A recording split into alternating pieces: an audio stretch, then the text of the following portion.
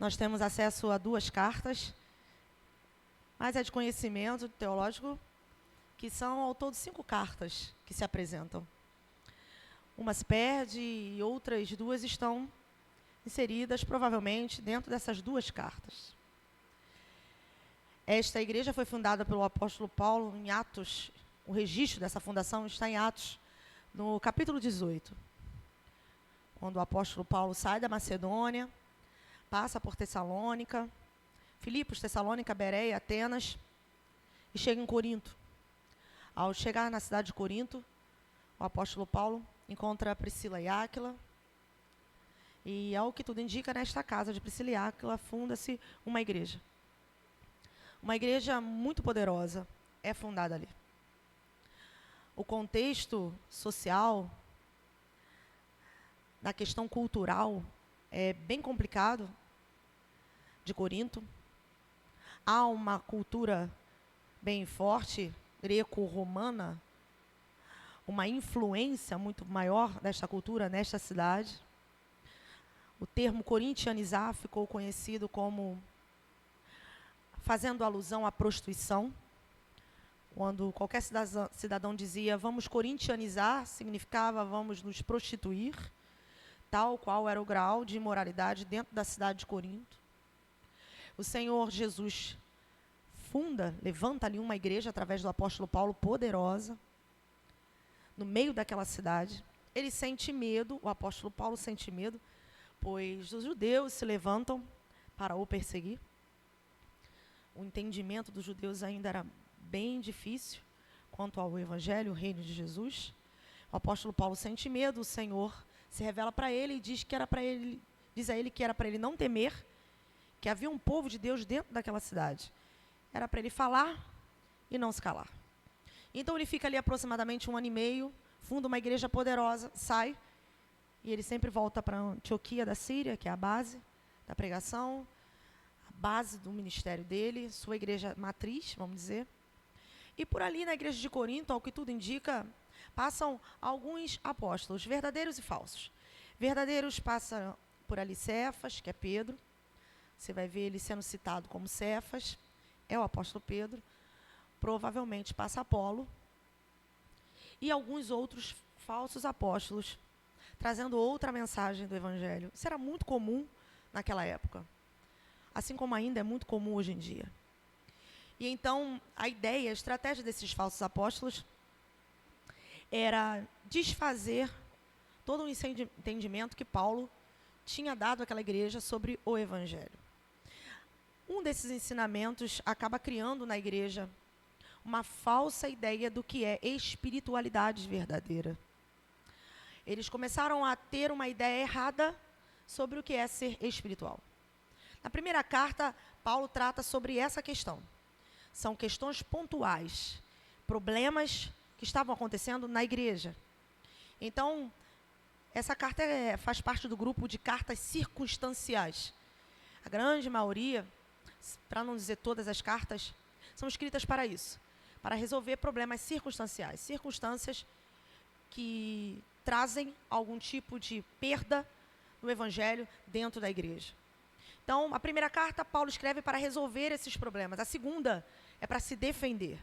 A segunda carta aos Coríntios é um apóstolo se defendendo de todas as acusações que falsos apóstolos estão colocando dentro da igreja. Na última vez que eu vim aqui, eu falei sobre isso, para tentar descredibilizar o apóstolo Paulo, para, como consequência, dividir a igreja. Se a igreja perde a confiança em seu pastor, a igreja automaticamente se divide. Então, essa era uma tática bem comum naquela época. Então, a segunda carta é interessantíssima. Se você ainda não leu, se leu, leia de novo. Se ainda não leu, leia. Se está lendo, continue. O tema principal da segunda carta aos Coríntios é consolo. Paulo escreve para se consolar, é interessante. E enquanto se consola, consola a igreja. E enquanto consola a igreja, ele defende-se de acusações feitas contra ele. Não é combativo. Ele não ataca quem está falando mal dele. Ele apenas se defende. Esse é um bom exemplo para quando nós estivermos passando por acusações. Não levantar acusação contra quem nos acusa, mas aprender a nos defendermos sem descer ao nível de quem nos acusa. Paulo faz assim na segunda carta aos Coríntios. Na primeira carta, o apóstolo Paulo precisa tratar de alguns problemas da igreja, mas o problema principal era este: um falso entendimento sobre o que é ser espiritual. A igreja é poderosíssima em dons, está escrito no capítulo 1, que nenhum dom faltava à igreja, muito pelo contrário. Ela era pelo dom que era confirmado que eles tinham recebido com grande poder o evangelho.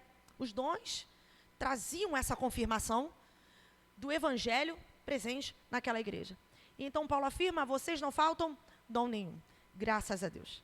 E então o apóstolo Paulo começa a fazer como se fosse uma pequena operação, uma cirurgia nesta igreja. A ideia era não matar o paciente, mas trazer vida ao paciente.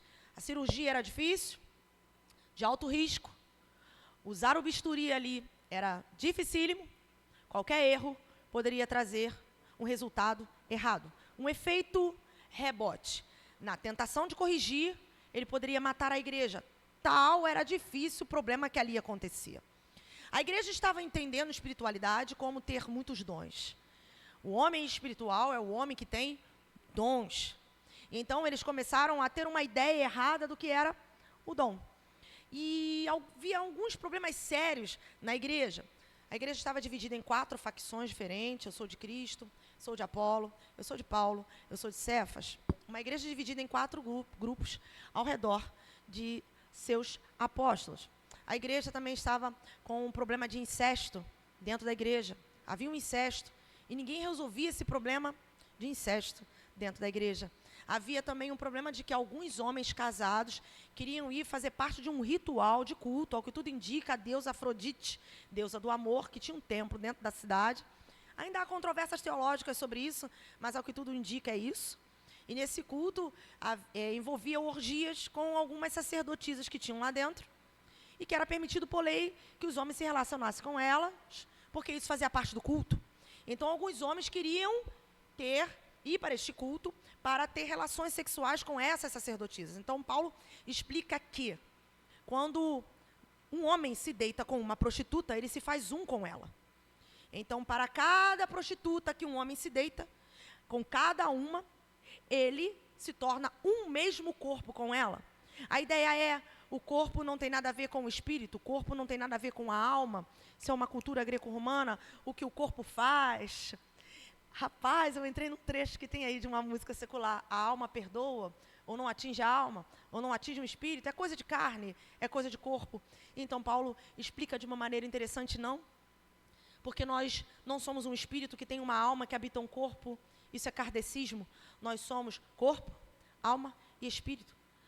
Por causa do pecado, que esse corpo se divide da parte imaterial, mas não foi assim no princípio, não era para ser assim. Então, se eu, Esther, tenho vários parceiros durante a minha vida, eu me torno um com estes parceiros da minha vida. E então é impossível que você não saia com algum problema emocional, mental e espiritual. Porque não é só uma questão de corpo. Por isso ele ensina que aquele que peca contra o corpo, peca contra si mesmo. Isso é assunto para mais de metro. Vamos passar adiante. O apóstolo Paulo precisou resolver um problema que estava acontecendo lá, de uma ordem de falta de maturidade. Pode comer carne? Não pode comer carne. Uma parte achava que podia comer carne, outra parte achava que não podia comer carne. Por quê? Porque carnes eram parte de cultos a ídolos. E todas as carnes, basicamente, que se vendiam nos açougues, tinha passado por esse culto a ídolos. Algumas carnes ficavam aos pés dos ídolos 4 dias.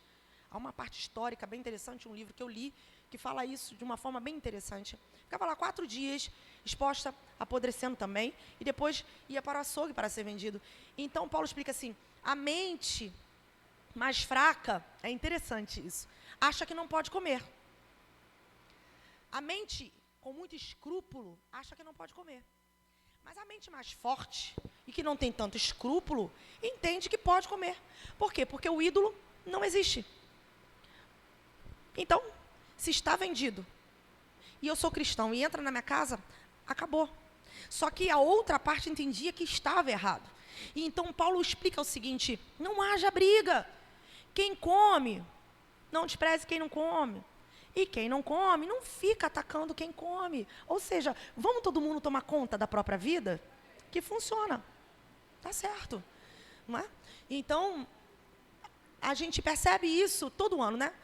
Irmãos, eu decidi, conversei com meu esposo, que eu vou sair um pouco de rede social, porque eu não aguento mais. Todo ano é discussão. Pode árvore de Natal? Não pode árvore de Natal. Coisas que fica feio para a gente, porque o mundo está vendo isso. O mundo está vendo nossas discussões por coisas banais. Onde é simples, tu coloca a árvore de Natal, Deus te abençoe. Não coloca, Deus te abençoe. Dentro da sua casa, segundo a graça de Deus, debaixo da sua palavra, você faz aquilo que é correto e pronto. Só que a imaturidade deles chega até nós de outra forma. Por exemplo, vou dar um exemplo. Teve um quebra-pau na internet uma época de Barbie, filme da Barbie, e uns dizendo, Barbie, vou ver, e outros dizendo, é barbárie. E aí ficou naquilo, é Barbie ou é barbárie? Pode ir ao cinema ou não pode? É idolatria ou não é? E pegando fogo. E aí eu fiz um comentário. O apóstolo Paulo, no primeiro século, disse, e não vos embriagueis com vinho, que é a contenda. O Paulo de hoje seria, e não vos embriagueis com a rede social em que há contenda. Paulo 2025. Já estou até passando para 2025. De tamanha confusão que existe em rede social. Eu acredito que a igreja de Corinto hoje olharia para nós e diria, nossa, eles conseguiram ficar pior do que nós. Porque nós, pelo menos, brigamos por causa de apóstolos. Eles estão brigando por político, por árvore de Natal e por tantas outras coisas. O apóstolo Paulo também teve que explicar sobre a ceia. Estavam indo participar do corpo de Cristo, mas estavam brigando por causa de uma festa que tinha, festa ágape. A ceia tinha um contexto também de uma mesa de alimentação que se tinha também junto com o corpo de Cristo e a representação pelo vinho que tinha naquele contexto social e o pão. E também existia essa festa ágape, onde era levado comida, bebida. E então o apóstolo Paulo precisou tratar porque muitos que levavam algumas coisas comiam e não esperavam outras pessoas também participarem. Então Paulo explica, quem tem fome, come em casa. Vocês não estão discernindo bem o corpo de Cristo. Vocês estão brigando, estão atacando-se uns aos outros, mas examine-se, pois, o homem a si mesmo. Somos rápidos em examinar o outro e em dizer o que o outro pode, não pode, naquilo que está errado, mas somos péssimos em olhar para nós mesmos. Isso é bem antigo. O apóstolo Paulo precisou tratar sobre essa questão do corpo. Primeira carta aos Coríntios, capítulo 15, ele trata de maneira exaustiva sobre a ressurreição do corpo. Foi exatamente o que expliquei para os irmãos. A cultura greco-romana, tinha essa ideia do dualismo. O corpo é mau, mas o espírito é bom. E então, haviam dois aspectos. Ou se passava para o ascetismo, que é a ideia de você destruir o corpo e não deixar ter nenhum prazer. Ou o hedonismo, o prazer a todo custo. Afinal, para uns o corpo não importa, pode fazer o que quer. Para outros, uma forma de santificar o espírito é reduzindo o corpo a pó. E então o apóstolo Paulo explica algo de maneira interessante, a vida após a morte. Porque a ideia que estava se levantando era que o corpo morreria e acabou, mesmo se houvesse a ideia da espiritualidade. Mas Paulo explica, quando tocar a última trombeta, os mortos ressuscitarão primeiro e os vivos serão transformados. Ou seja, Deus não abre mão do teu corpo. No céu não seremos como fantasminhas camaradas, né? Um lençol com 2 furos brancos, com aquela carinha de fantasminha, não. Essa carinha sua, essa carinha minha, nosso corpo transformado. Amém? Cristo Jesus é a prova disso. Nos capítulos 12, 13 e 14, Paulo explica sobre os dons. E ao explicar sobre os dons, ele fala algo fantástico. O problema dessa igreja era a falta de maturidade, falta de crescimento espiritual. Ele diz que escreve a uma igreja infantil, criança, e não a maduros, não a espirituais, devido à tamanha briga que existia ali. Paulo, o apóstolo, vai começar a explicar qual era a solução do problema. E ele começa a falar sobre os dons. Busquem os dons, procurem os dons. Os dons servem para a edificação da igreja, para a edificação do corpo de Cristo. Também servem para que quando o ímpio entrar na igreja, veja que o Senhor está presente, porque ele percebe isso por sua vida ser falada no meio da igreja. E então ele tem a consciência, o Senhor está aqui. Ele explica que a igreja tem os dons, mas estão com problema de ética no uso dos dons. Algumas pessoas pensam que essa questão dos dons significa bagunça. Não é bagunça.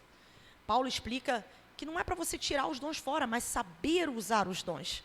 Usar os dons com maturidade, entendendo para que eles estão agora, antes e continuará até Cristo vir, colocados no corpo de Cristo. Há a Trindade presente nessa distribuição dos dons. Deus é o doador e a atuação de todos os dons, ele explica. E que dom é esse que Deus dá? Deus dá um dom ao mundo, um presente aos seus inimigos. E ele explica que este dom é dado a todos. E que dom é esse? Jesus Cristo diante da samaritana, se tu conhecesses o dom de Deus e quem te pede água. O dom que Deus dá ao mundo é Jesus. O primeiro, paráclito ou paracleto, consolador, encorajador. Este também concede à igreja o segundo dom, que é também o segundo paráclito, o Espírito Santo. Mas não somente isso, Jesus também concede dons à igreja, dons ministeriais. Esses dons estão descritos na carta aos Efésios, capítulo 4. Fala sobre a subida, a descida, e a forma como Jesus dá dons à igreja. E dons, de uma maneira interessante, ele descreve de uma forma bem peculiar. Ele deu apóstolos, deu profetas, deu evangelistas, deu pastores, deu mestres. Donald Dee, um dos grandes pregadores pentecostais, fundador da igreja na Grã-Bretanha, ele diz algo interessante. Jesus Cristo, ao conceder dons ministeriais, não concede um dom separado da pessoa. É diferente do Espírito. Ele concede pessoas, dons. Perceba que a ideia não é... E Jesus concedeu aos homens o apostolado, a profecia, o evangelismo, o pastorado ou o mestrado. Não. Há apóstolos, profetas, evangelistas, pastores, mestres. A ideia é que Jesus escolhe pessoas já dotadas de uma capacidade e traz essas pessoas para dentro da igreja e oferece à igreja pessoas, dons. Estes homens e mulheres capacitados por Jesus não fazem faculdade para ter um dom. Isso é interessante. Eles têm um dom, por isso fazem faculdade. Eles têm um dom, por isso fazem seminário. Eles têm um dom, por isso estudam. Não é um dom separado, mas é uma pessoa que é um dom dado à igreja. A igreja deve abrir seus olhos para esses homens dons e respeitá-los, porque é o próprio Jesus quem concede à igreja.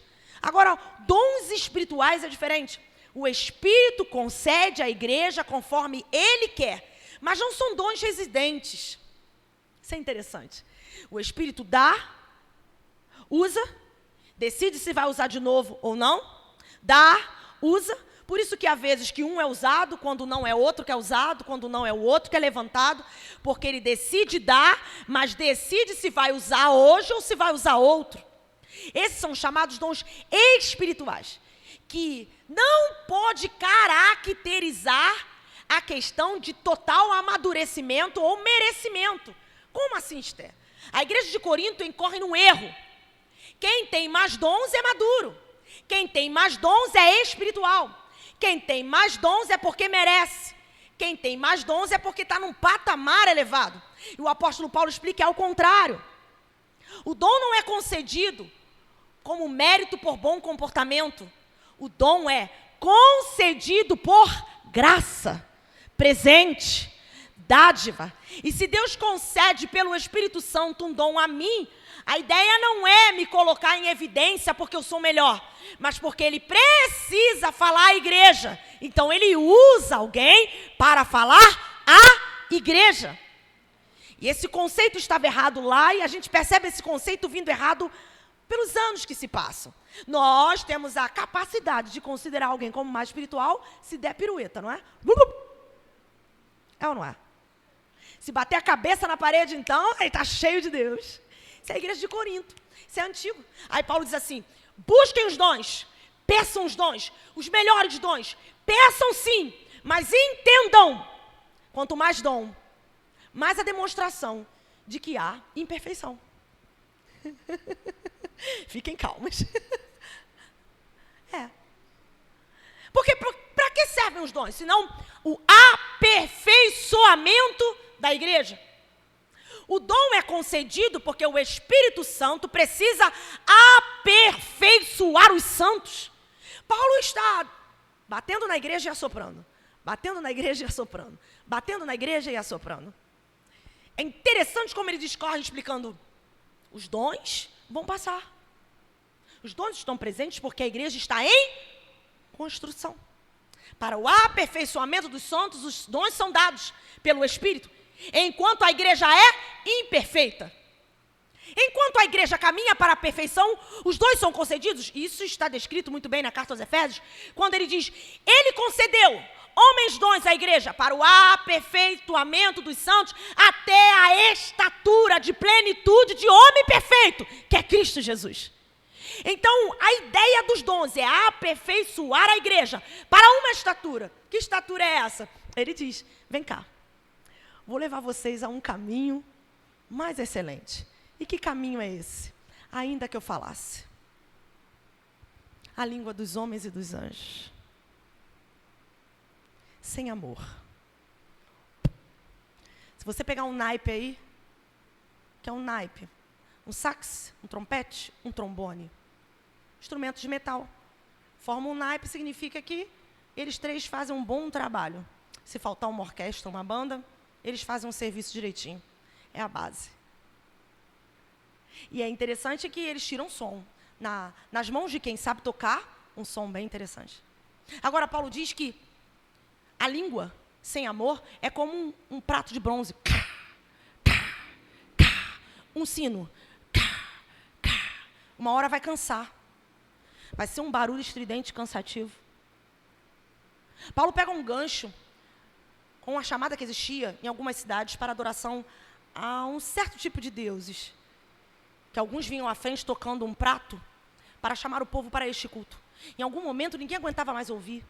Paulo pega esse gancho, traz à igreja e diz, aquele que quer ter dons, precisa primeiro ter o amor para legitimar o dom que tem. Porque um dom sem o amor vira algo sem sentido. O dom sem o amor separa. Por quê?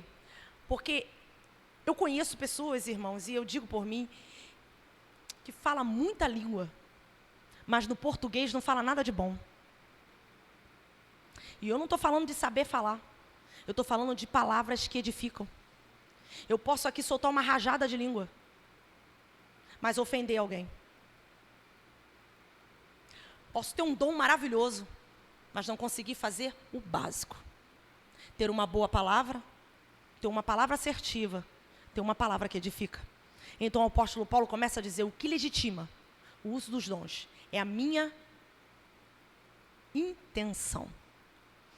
Porque um dom sem o amor faz como um Sansão.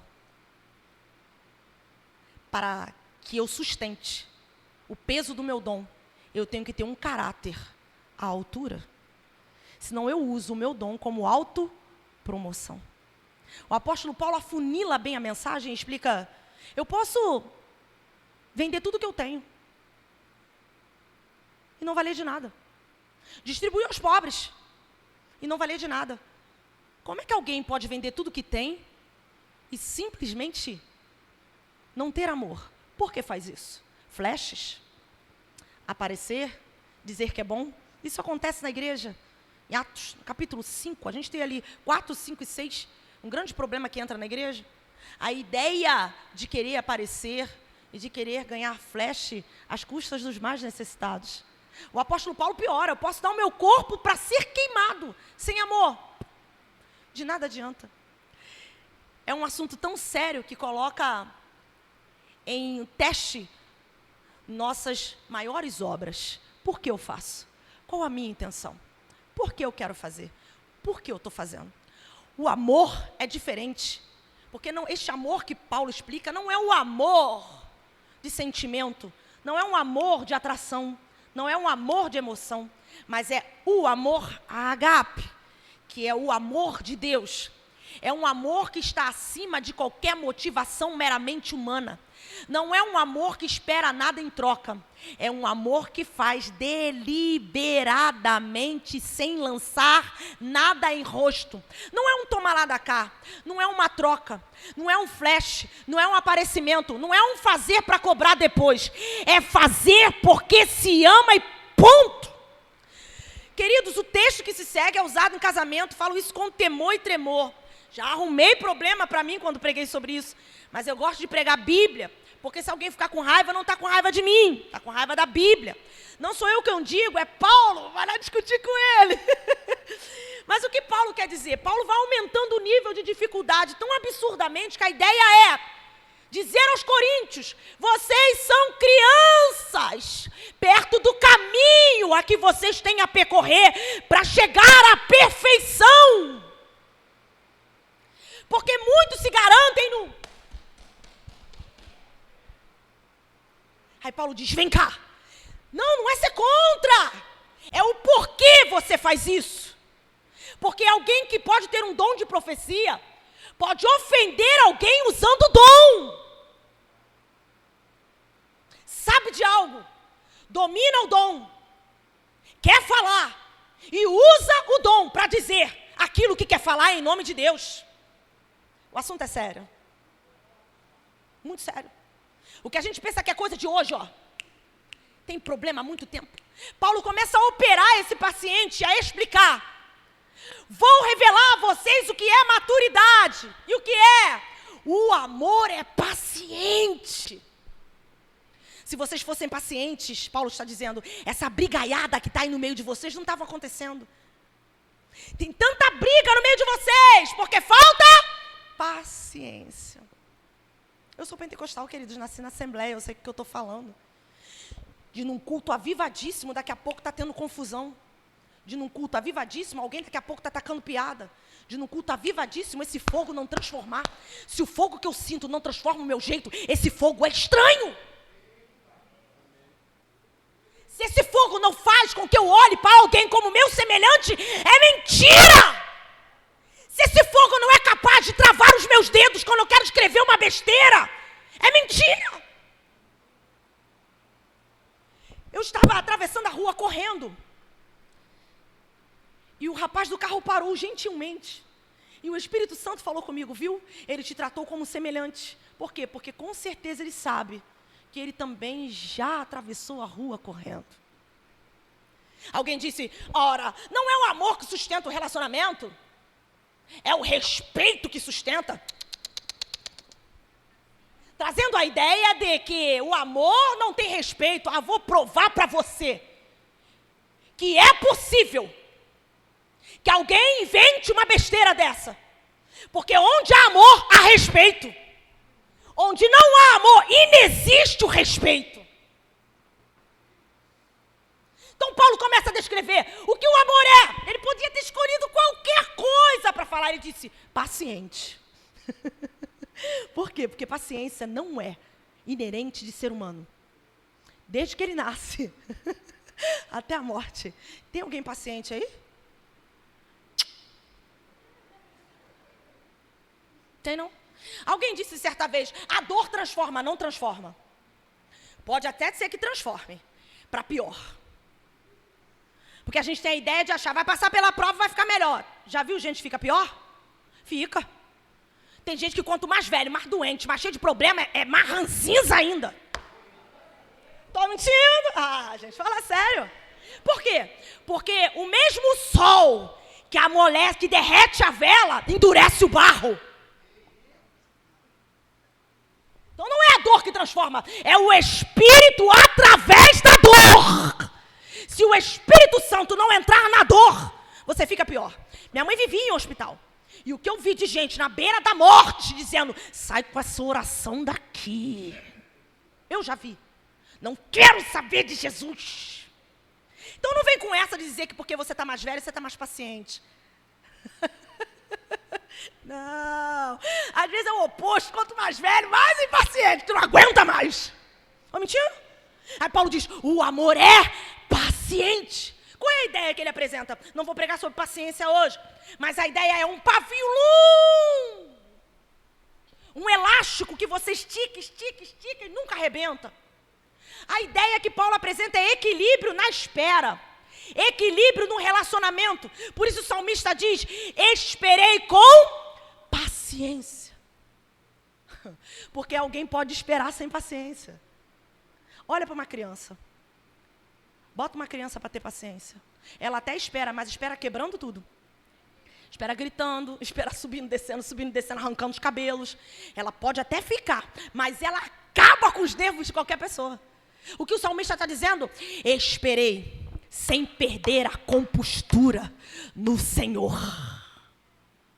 Por isso que paciência é treinamento.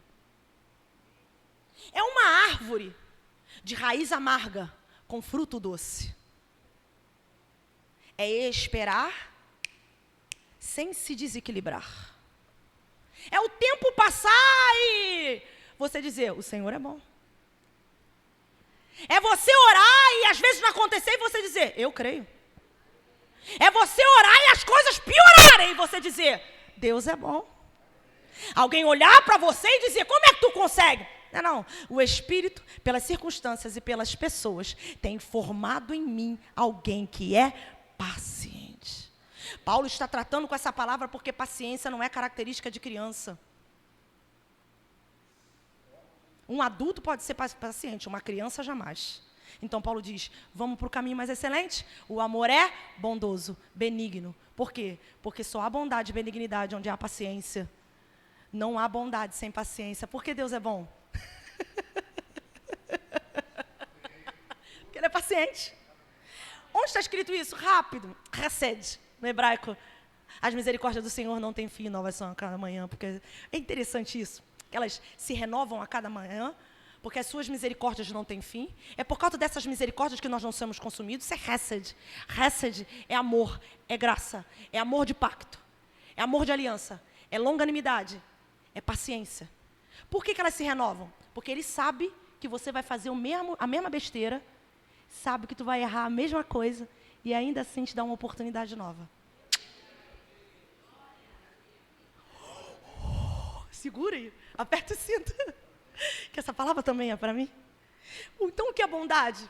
É conseguir conceder dádivas a quem a gente sabe que vai errar de novo. Só pela paciência. E como longanimidade no hebraico é descrito? Assim, ó, mais ou menos assim, ó. É interessante como as figuras do hebraico são fantásticas. É mais ou menos isso aqui. A misericórdia do Senhor não tem fim. Novas são a cada manhã. Grande é a tua fidelidade. É Deus olhando para Israel e dizendo. Nem dizendo. Só isso. Você nunca passou isso com seu filho?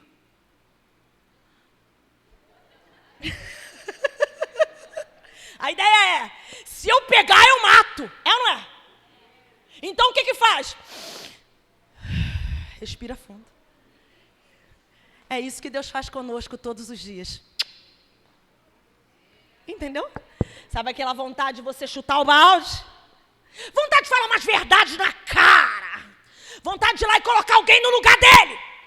E dizer, a partir de hoje, não conte mais comigo. E aí você lembra aí.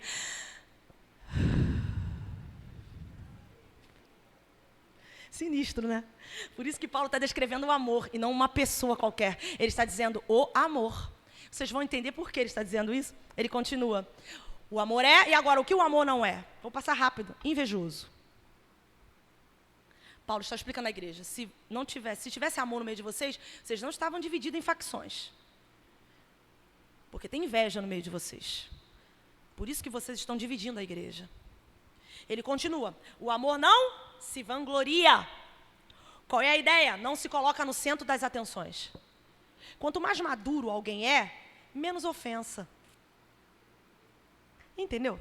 Sabe aquela ideia assim, não percebeu o que fulano falou, não? O quê? Jogou uma piada no microfone, percebeu? Não? Oi? Nem... Por quê? Porque quanto mais maduros, menos ofendidos. Uma pessoa que é muito dodói e que se ofende muito, não é vítima, é orgulhosa. Paulo continua. E ele pisa bem. Fiquem calmos. Fica calma. Ele continuou, o amor não é inconveniente. Te pediu prova de amor? Manda embora. Me dá uma prova de amor. Você acabou de me dar uma prova que você não me ama. Tchau, benção, bloqueia, exclui. Para na hora da carência não procurar para bater papo. Que são procura. Porque o amor, ele não é imoral, não é indecente e não é sem respeito. Ele respeita, lembra que eu falei? O amor não se comporta de maneira inconveniente. Não chega para a pessoa e diz, está magra, hein? Engordou? O que tu fez no cabelo? Ai, tá com o rosto esquisito, hein? Não, o amor não é assim. O amor não faz cara feia quando alguém está cantando errado. Quando alguém erra. Mas pelo contrário, às vezes ninguém percebeu, mas a cara foi feia, e aí todo mundo percebeu. Por causa da inconveniência de quem fez a cara. O amor não é inconveniente como Cã, que entrou dentro da tenda de seu pai para ver o que não devia ter visto, em um momento de dificuldade do seu pai, que por causa da justiça de seu pai, ele ficou vivo. Mas esquece, entra na tenda e vem trazer para fora o que tem que ser resolvido dentro da tenda. O amor não é inconveniente, não fala mal da esposa para a sogra, não fala mal do marido para a mãe, não fala mal do irmão para o cunhado, não fala mal do cunhado para a irmã, não fala mal do filho lá fora, não fala mal da mãe, do pai para a vizinha, para o vizinho, para os amigos no WhatsApp. O amor não é inconveniente. O amor não busca o seu próprio interesse. Se não fizer o que eu quero, acabou a conversa. Se não fizer o que eu quero, hoje não vamos namorar. É falta de maturidade. Vou falar. Não tem conversa. O amor não se coloca, não busca seu próprio interesse. A mãe dá tudo. E quando a mãe diz não, não olha na cara da mãe. Quando o pai diz não, o pai não presta. Não. O amor não maltrata para poder buscar o seu conforto. Pensa no conforto de todos. O amor não se irrita. Aí acabou. Aí quando eu li isso, eu falei, então não amo. Para mim. Porque se existe algo que irrita, é filho, não é filho? Filho irrita. Filho te leva do céu ao inferno em questão de segundos. Vum, vum. Você ama e daqui a pouco quer matar. Não é? A capacidade que existe em você se irritar tão rápido com uma toalha molhada na cama, uma pasta de dente que não tampa, um chinelo que não é colocado no lugarzinho, uma louça que você deixa suja e começam a beber na xícara para não lavar o copo. Não é? Se irrita. Um filho que a gente limpa a casa e simplesmente andar descalço. E aí você começa a se irritar. Por quê? Não é nem porque a pessoa está fazendo, mas porque você já pediu para não fazer. Entendeu? Cuidado, calma. Foi assim que o Senhor falou comigo. Esther, o quê? Você não está irritada por causa da toalha molhada. Você está irritada porque você já falou 1 milhão de vezes para não fazer. Então, o que te irrita é o fato de continuarem a fazendo de propósito o que te perturba. Difícil, não é? Senhor, eu estou falando do amor. Eu não estou falando de vocês, estou falando do amor. O amor não se irrita. Sentiu o grau? Sentiu o nível? Paulo está fazendo de propósito. Porque a ideia é, você se acha espiritual demais, você não é isso tudo que você pensa. A ideia de Paulo é essa. E ele continua, o amor não guarda rancor. No grego, a ideia é de um caderninho de contabilidade. Anotado todos os ódios que você já passou na vida. Em que a gente vai lá buscar no ano de 2000 para usar numa discussão. Foi assim que o Senhor falou comigo. O que psicólogo nenhum dava jeito. O Espírito Santo falou, é falta de amor. Sabe aquelas coisas que a gente guarda para jogar na cara, na briga, para poder ganhar a briga? Aquela carta na manga. E você que fez isso? E aí a gente vai guardando tanta coisa e procura psicólogo, procura terapeuta, e a solução está aqui. Ame. Ame. O amor não tem um livro de registro de todas as ofensas. 1980, você ainda lembra? 1900 e lá vai bolinha, você ainda está lembrando disso? O amor não guarda registros. Você está crente que está abafando porque tem o que usar contra a pessoa, mas você está fazendo mal a você mesmo. Ele continua e vai terminando. O amor não se alegra com a injustiça, mas se alegra com a verdade. Mesmo que o meu inimigo, que eu quero que se dê mal, sofra uma injustiça, eu não posso me alegrar. Bem feito. Vou apertar o calo de vocês. Mas o presidente Lula passou mal. Será que eu fiquei feliz? Eu estou falando de mim. Porque o que eu vi pela internet foi surreal. Não. O amor não deseja o mal. O amor deseja o bem. Porque cada um dá o que tem.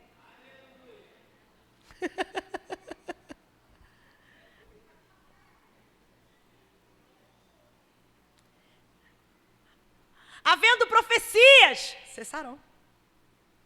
Línguas, cessarão. Conhecimento, passará.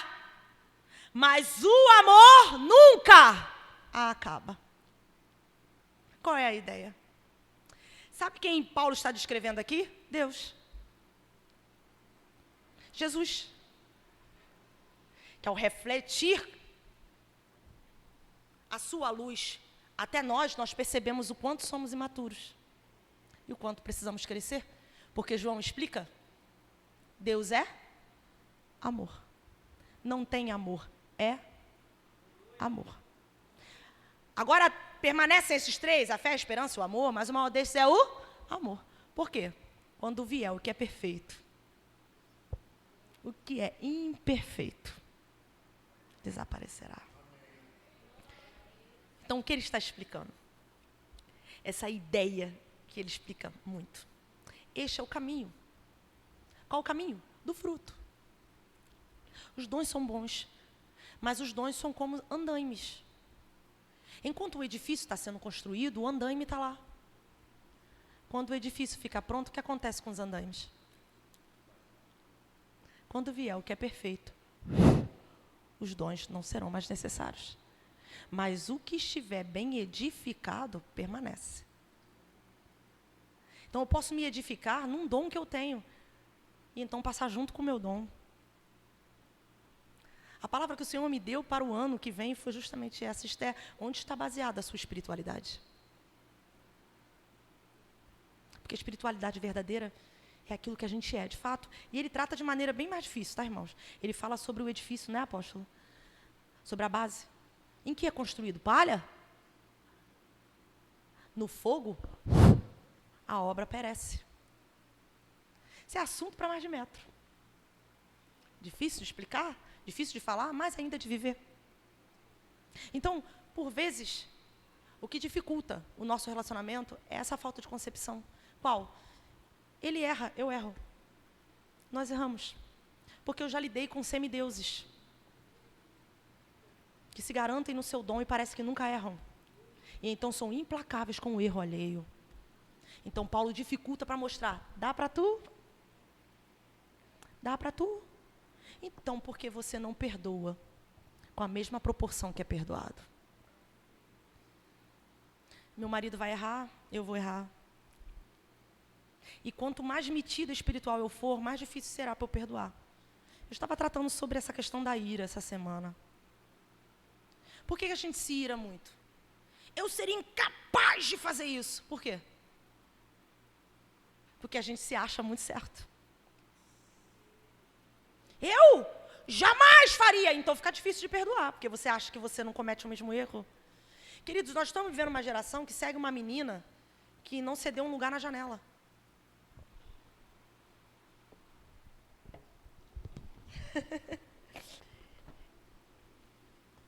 Professores, mestres, não tem nem 10 mil, quanto mais 1.000. Mas uma pessoa que não cedeu um lugar na janela está com quase 3 milhões de seguidores. O que ela fez de mais? Que conteúdo que ela tem? Você está vendo?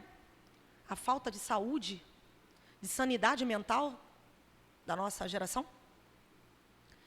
Fazer uma análise daquilo ali, irmãos, gastaria muito tempo. Muito tempo. Mas olha o que está representando a nossa geração. Tamanha a nossa dificuldade de compreender as coisas. Estamos buscando um vilão. O Big Brother Brasil é muito interessante para isso. Todo mundo fica atacando quem erra lá dentro como se não errasse do mesmo jeito aqui fora. Porque nós queremos colocar holofote no erro de alguém para se esconder dos nossos próprios erros. É fácil. Enquanto eu ataco você, eu tiro o foco de mim. Isso pode acontecer dentro de casa, no trabalho, na igreja. Qual a palavra que o Senhor me deu? Seja grato pelo perdão que você recebeu e demonstre essa gratidão, perdoando também aqueles que estão ao seu redor. Ame e você vai ver como é fácil você ficar mais saudável, menos doente, menos problema, dor de cabeça, dor no estômago, dor nos rins, fígado. Aprendi com uma pastora que faleceu com 48 anos. Ela disse, viva leve. Porque a gente não controla ninguém. E nem a atitude do outro, mas controla a nossa. Viva leve. E como viver leve? Perdoe e esqueça. Porque senão você vai ficar maluco. Agradeço a oportunidade. Em nome de Jesus. Aleluia! Quantos foram edificados? Até a gente fica com aquela vontade de ficar aqui até, né? É uma palavra que sempre nos edifica. Vem cá, Esther, vem cá, Jorge, deixa eu orar. Vamos orar pela vida deles. Estenda a mão para cá. Vamos profetizar toda sorte de bênção na vida desse casal, do filho, né? Eu creio que a oração do justo, ela pode muito seus efeitos. E a Esther tem sido um canal de bênção para nós. Amém? Pai, em nome de Jesus, sabemos que o Senhor se faz presente aqui no nosso meio, porque sabemos que a Tua palavra diz, se 2 ou 3 estiverem reunidos no Seu nome, o Senhor se faz presente. E esse culto é um culto racional, nós entendemos tudo que o Senhor falou conosco aqui. Eu peço em nome de Jesus, o Senhor abençoa, Pai, a vida do Jorge, a vida da Esther. Pai, que todo o desejo que está no coração deles, que esteja alinhado com a Sua vontade.